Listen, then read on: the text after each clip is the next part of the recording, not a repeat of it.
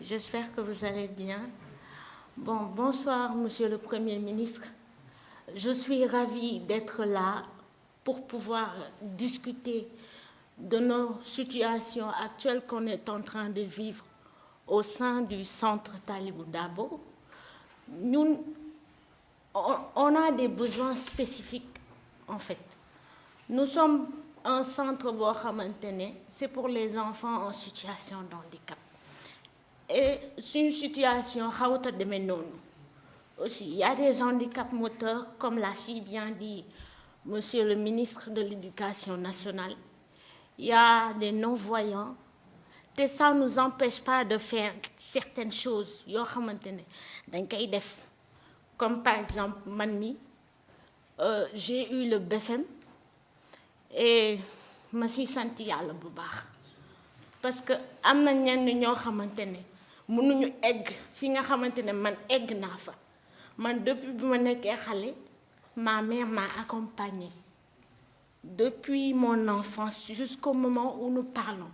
Elle est là pour moi, pour m'accompagner et pour me soutenir, sans oublier les enseignants, en commençant d'abord par M. Mbow, ici présent. Il m'a accompagnée pendant 2 ans, depuis la classe de CM1 jusqu'en CM2. Moom xam na situation yi nu mu fa demee te c'est déplorable nga gis tey handicapé boo xamante ne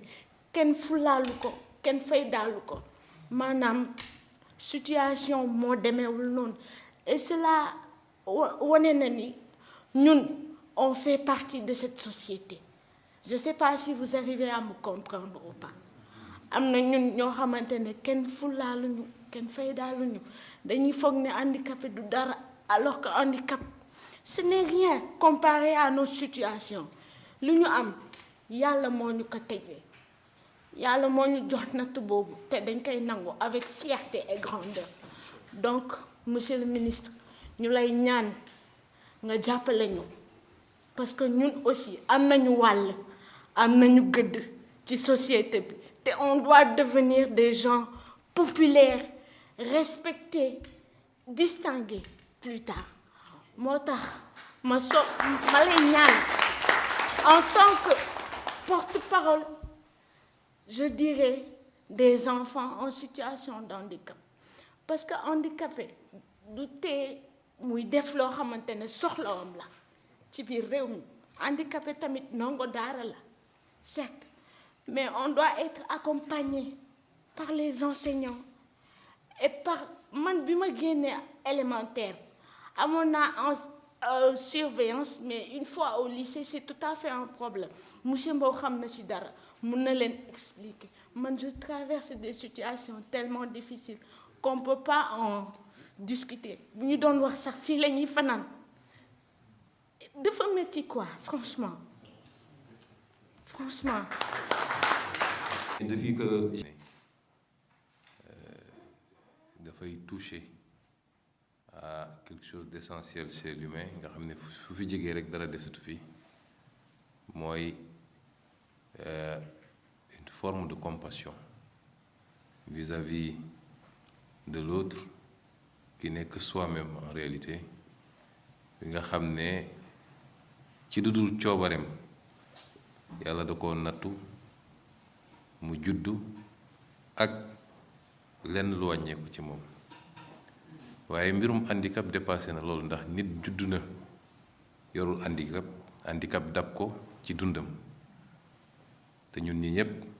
kenn mucc ci. Dama wax keroog bi ma soxna Adja posé question bi dama ko ne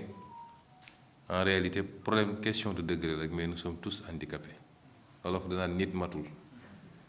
bi nga matadee nag nga nekkee handicapé. Kon damay commencer par féliciter très sincèrement les enseignants, le personnel d'encadrement, parce qu'il faut énormément de détermination et de courage, mais surtout il faut nga am benn sens aigu du partage et d'attention à l'endroit des autres pour pouvoir faire ce travail-là. C'est pas un travail facile. Et les résultats yi ngeen am yi ngeen di obtenir par rapport ak conditions yi mu dégg fii ngeen koy liggéey ci secteur boo xam ne bu jafe la franchement mënuñu dul féliciter leen gërëm leen masawu leen it ci coono yi nit a ngi liggéey lu gën a yombul foofu te peut-être yàlla di ko ci jox wërsëg bu gën a bëri énormément également ba tax ñu ngi delloo njukkal enseignants yooyu di leen wax ni peut-être la ngay ni fayeeku ci liggéey bi lu tuuti la par rapport ak li ñu am njot bu rafet ci fayu yàlla man loolu laa gëm kon yàlla na yàlla fay leen di masawu parents d'élèves itam mais di leen féliciter parce que bëri na ku jur yàlla natt ko laago nga jël ko defe naa ci waxu Célestine feeñ na ci mooy cliché bi nga xam ne léeg-léeg suñu société am na ko ci way laago muy cliché boo xam ne dafa yàgg or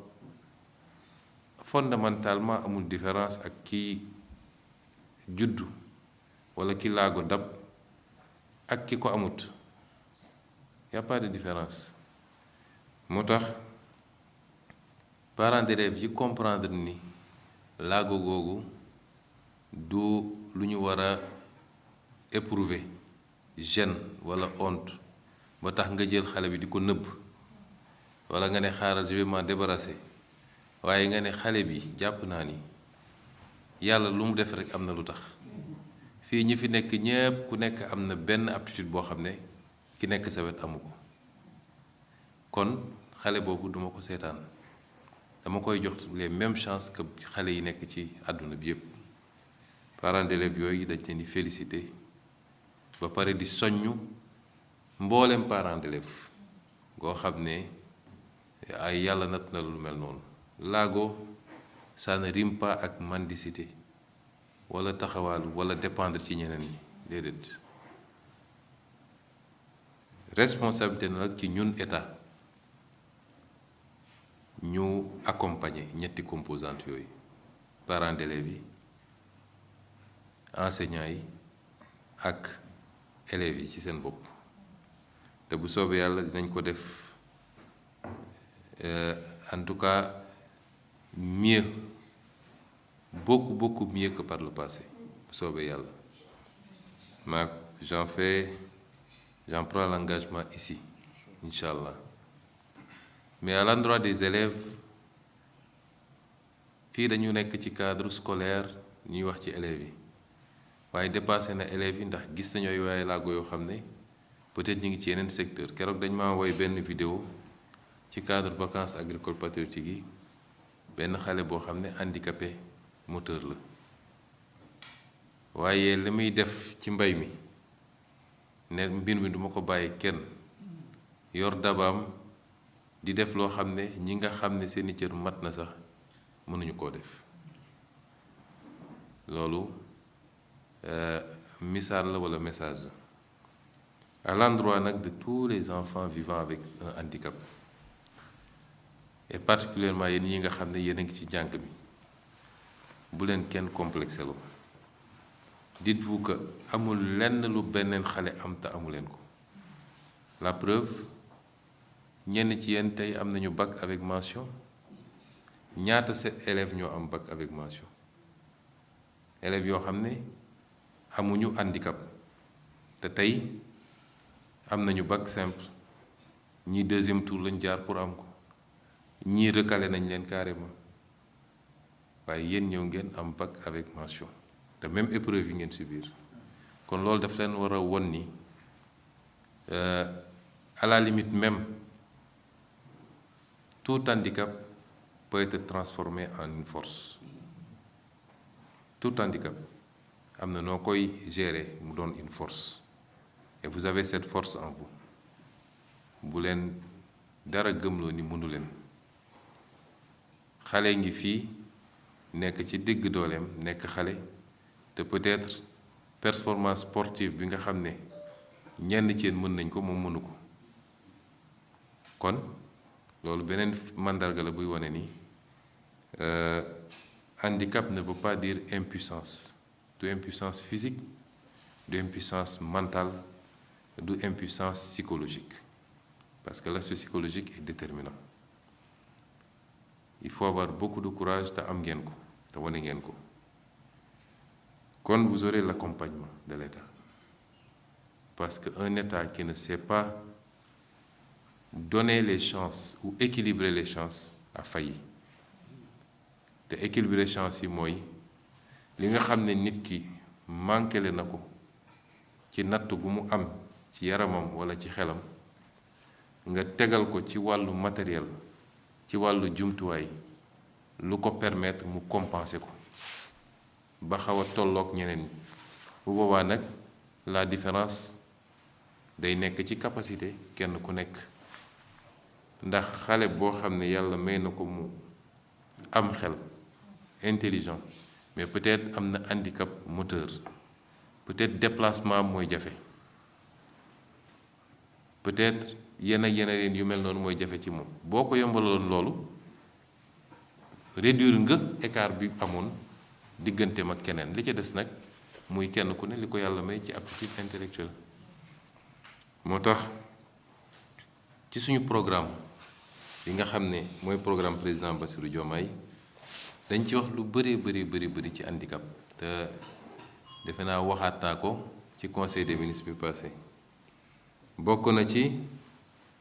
taxawal benn imprimerie nationale pour langue braille.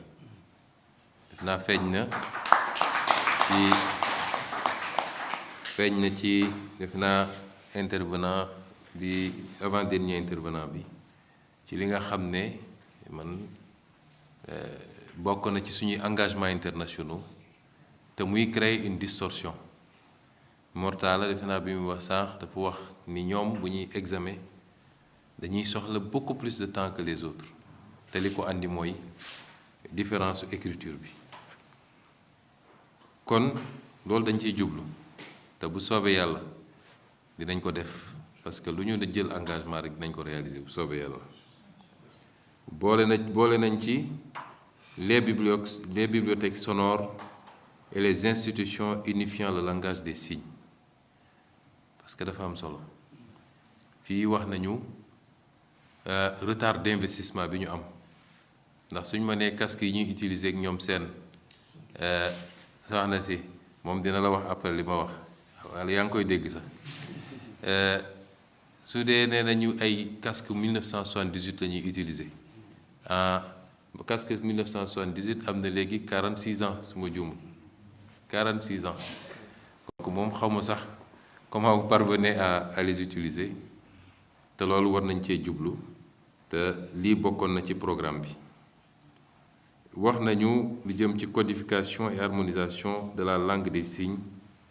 qui sera intégrée comme matière dans les structures de formation des instituteurs et des professeurs. loolu xanaa dellu si na ci waxtaan bi aussi ñu bëri nee nañu ils ne sont pas des spécialistes à la base dañu adapté wu ci loo xam ne léeg-léeg auto-formation la sax et je suis très étonné que malgré tout ngeen am résultat yi ngeen am en tout cas nga ci gàllaama waaye il faut que ñu jël ce problème là à bras le corps jublu ci les auxiliaires de vie scolaire parce que dafa am xeetu handicap yoo xam ne dafay laaj assistance particulière mën naa ne yépp sax mais am na yu ko gën a soxla que yeneen yi et je suis surpris d'entendre que parents d'élèves yi ñooy cotiser yenn saay pour louer bus wala pour prendre en charge les assistants les auxiliaires de vie loolu wax dëgg yàlla monsieur le ministre kooku loolu moom xam je suis très étonné de l'entendre parce que c'est te gëm naa ni fekk ouverture bii di ñëw incha allah loolu dootul am soobee yàlla.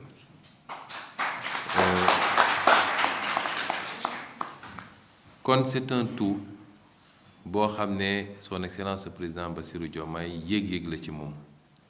di yéeg-yéeg ci programme bi di yéeg-yéeg ci toute l'équipe gouvernementale di yéeg-yéeg ci toute notre pensée politique bi ñu commencé politique ba léegi dañ ko tënk ci loolu di xalaat dans de tous les secteurs et évidemment ci secteur bi nga xam ne secteur bu sensible la. Monsieur le ministre, les différentes interpellations tournent autour de considérations d'ordre matériel. wax nañ fi waxu bus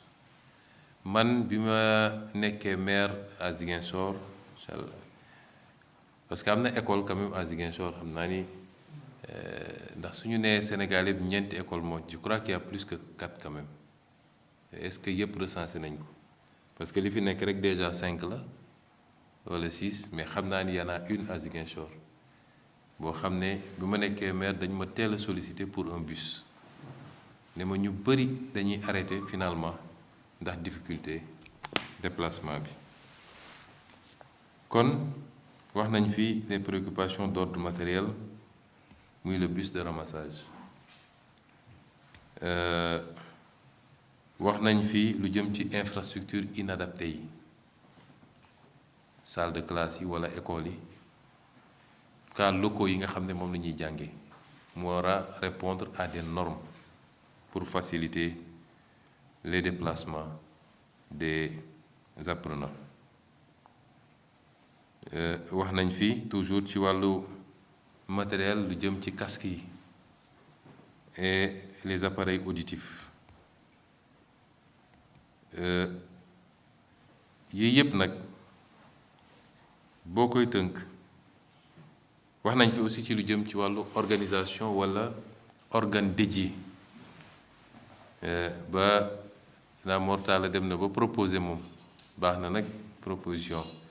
dégg di ko àndaale léeg-léeg dem na ba proposer ñu am un organe dédié moo xam secrétariat d'État la walla leneen boo xam ne dañ koy jubal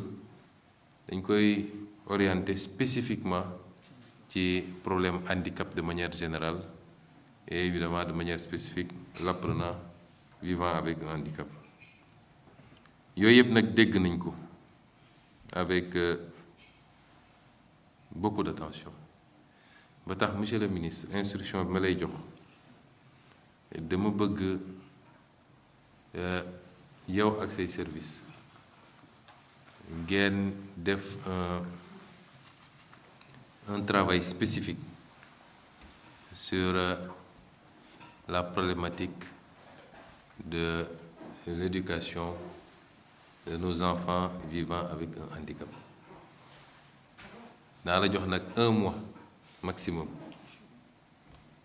parce que bëgg naa balaa ouverture des classes mu am lu ñu téye loo xam ne day doon base de travail bu inclure toutes ces problématiques nag yi ñu wax lenn moom je peux vous le donner comme garantie déjà te day doon priorité bu ñuy inscrire ci budget 2025 bi incha allah waaye dina am loo xam ne lu ñu mën a def tout de suite la te dinañ ci concerté wu ak les autres ministères mooy la jëm ci des considérations comme les bus monsieur le ministre bëgg na école bu ne waaye nag am na ci koo xam ne bus bu bees tàq la bëgg moom bees tàq Paul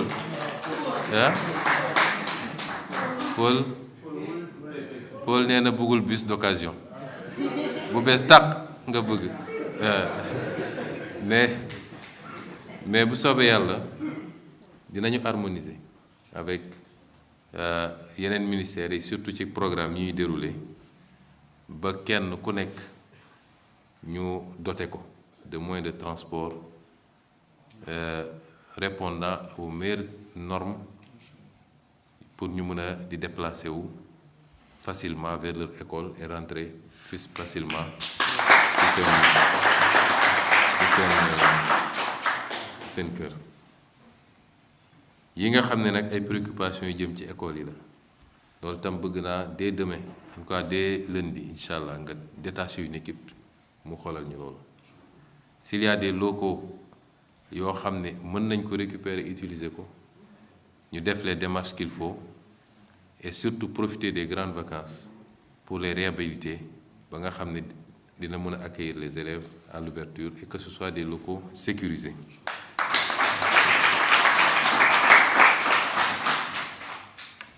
yi ci des yëpp nag moom dinañu xaar ba am le rapport bi ma la demandé mais li ñu bëgg mooy la prise en charge de la formation des enfants vivant avec un handicap ne donne une priorité absolue dans le programme de l'éducation nationale et même le prolongement dans le cycle universitaire parce que c'est important. Le savoir mooy la plus grande matière première monde savoir la ñu nekk souvent damay joxe benn exemple soo duggee ci wàllu économie walla wàllu business bu njëkk ba lañ doon wooye société bi am doole mooy société bi doon ngàcc pétrole walla gaz parce que loolu moo ne woon l'or noir comme on l'appelle les 5 majors BP Total Shell ExxonMobil etc. ñoo ne woon les plus grandes multinationales tey boo dajalee 5 majors yooyu yépp mennum Google moo leen ëpp chiffre d'affaires téeméer yoon. Google lan lay def est-ce que day gas est-ce que day peele est-ce que day déedéet Google li muy def yépp fii la jóge ci bopp bi li muy def yépp xel ngay utiliser pour concevoir l'économie numérique tey mooy lépp soo jëlee les 10 plus grandes sociétés du monde boo moytul lépp wala les 8 économies numériques la Google lañ lay wax Huawei Facebook etc. ñooy li ñuy wax le GAFAM les soo leen jëlee ñoom ñépp ci économie immatérielle la ñu nekk xel ça veut dire que nit mun na am handicap ci yaramam yàlla may ko xel ñu encadrer ko ci loolu fu muy toog ci biir salon yor machine am mun na ci liggéey ay milliards yoo xam ni boroom doole dina tëli di daw soo ba ngoon jot du am 500 te gëm naa ni aptitude yooyu mi ngi ci yéen kon ñu ngi leen di gërëm di leen sant di leen manifester toute l'ouverture du gouvernement mais toute l'attention du président de la République à accompagner cette frange de la société boo xam ne mérite na ku ko accompagner toute la communauté que vous constituez éducateurs élèves comme parents d'élèves Inch'Allah vous aurez le soutien de notre gouvernement et du président de la République. Je vous remercie et vous souhaite un bon retour chez